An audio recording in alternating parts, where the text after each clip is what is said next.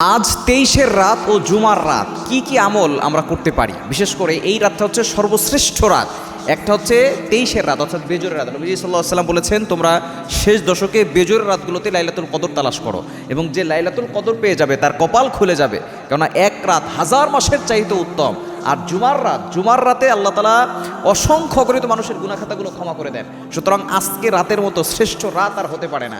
এ রাতে কি আমল করবেন, 5টি আমলের কথা বলে দিব। নাম্বার 1, 1 নাম্বার হচ্ছে এ রাতে আপনি বেশি করে দান করার চেষ্টা করবেন। যতটুকু পারেন, আপনার অ্যাবিলিটি আছে, আপনি ডোনেশন করবেন, দান করবেন, অসহায় মানুষের পাশে দাঁড়াবেন। যদি আপনার অ্যাবিলিটি কম থাকে 10 টাকা হলেও আপনি আল্লাহর জন্য খরচ করবেন। যদি এই রাতটা লাইলাতুল কদর হয়ে যায় তাহলে 83 বছর 4 মাস আপনি প্রতিদিন 10 টাকা দান করার সওয়াব পাবেন। যদি 100 টাকা দান করতে পারেন তাহলে 83 বছর 4 মাস প্রতিদিন আপনি 100 টাকা দান করার সওয়াব পাবেন। তাহলে 1 নম্বর আমলই হচ্ছে আমরা ডোনেশন করব, দান করার চেষ্টা করব, অসহায় মানুষের পাশে দাঁড়ানোর চেষ্টা করব। 2 নম্বর আমল হচ্ছে আমরা নফল রোজা নফল নামাজ বেশি বেশি করার চেষ্টা করব। যত বেশি পারি নফল নামাজ পড়ার চেষ্টা করব। নফল নামাজ যত বেশি পড়বেন তত বেশি আল্লাহ পাক রব্বুল আলামিন আপনার যে ফরজের ঘাটতি যদি হয়ে যায়, সেই ফরজের ঘাটতি পূরণ করার জন্য এই নফল নামাজ, সুন্নত নামাজ পরবর্তী সময় কাজে আসবে। এবং নফল নামাজ পড়লে আপনি আল্লাহর নৈকট্য অর্জন করতে পারবেন। তবে নামাজগুলো একটু লম্বা করে পড়ার চেষ্টা করবেন।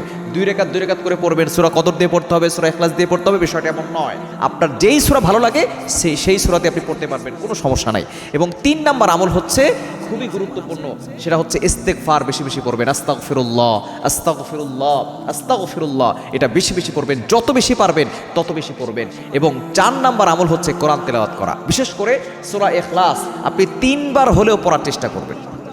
সূরা ইখলাসের ভিতরে অনেক ফজিলত আছে, কেননা সূরা ইখলাস 3 বার পড়লে 1 খতম কোরআন শরীফ পড়ার সওয়াব পাওয়া যায়। যদি রাতটা লাইলাতুল কদর হয়ে যায় 83 বছর 4 মাস আপনি প্রতিদিন 1 খতম কোরআন পড়ার সওয়াব পেয়ে যাবেন। এবং 5 নাম্বার হচ্ছে দোয়া করবেন আল্লাহর কাছে। বিশেষ করে একটা দোয়া নবী সাল্লাল্লাহু আলাইহি ওয়াসাল্লাম শিখিয়ে দিয়েছেন। আম্মা জান আয়েশা রাদিয়াল্লাহু তাআলা আনহা জিজ্ঞেস করেছেন, যদি আমি লাইলাতুল কদর পেয়ে যাই কি আমল করব? তখন নবী সাল্লাল্লাহু আলাইহি ওয়াসাল্লাম বলেছেন, আল্লাহুম্মা ইন্নাকা আফুবুন তুহিব্বুল আফওয়া ফাফু আন্নি। সুতরাং এই 5টি আমল যদি করেন আর এটা যদি লাইলাতুল কদর হয়ে যায় তাহলে আপনার কপাল খুলে যাবে, আপনার ভাগ্য পরিবর্তন হয়ে যাবে।